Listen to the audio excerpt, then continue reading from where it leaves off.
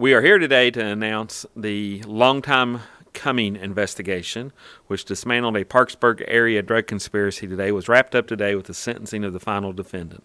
This was a multi-state drug trafficking organization that involved mainly West Virginia, but also touched in Kentucky and Illinois. The final defendant, Robert Sanders, age 30, of Ashland, Kentucky, was sentenced to more than 10 years in prison for his role in this drug trafficking organization. This organization distributed methamphetamine, fentanyl, cocaine, and marijuana in Parkersburg and elsewhere. This successful prosecution dismantled this drug trafficking organization that inflicted much harm on this community.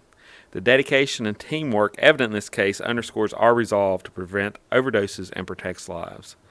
I'd like to commend the law enforcement partners who worked on this case. That includes the DEA, the Bureau of Alcohol, Tobacco, and Firearms, the Parkersburg Narcotics Task Force, the Parkersburg Police Department, the West Virginia State Police, the United States Postal Inspection Service, the Vienna Police Department, the Williamstown Police Department, the Wood County Sheriff's Office, the Cabell County Sheriff's Office, the Boyd County, Kentucky Sheriff's Department, the Russell, Kentucky Police Department, and the Raceland, Kentucky Police Department.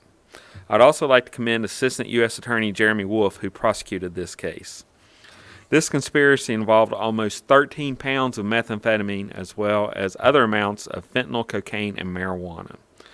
There were 6 federal defendants in West Virginia who were prosecuted as a part of this case.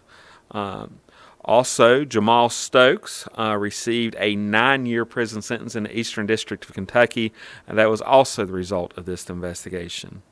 This investigation also yielded more than a dozen arrests on state criminal complaints in Wood County.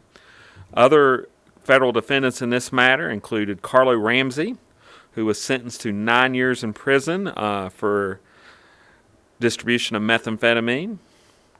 Floyd Ramsey, who was sentenced to 3 years in prison. Eric Corda, who was sentenced to 3 years in prison.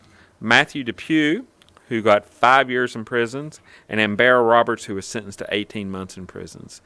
This, again, is a prime example of this office's continued dedication to removing these illicit poisons from our streets.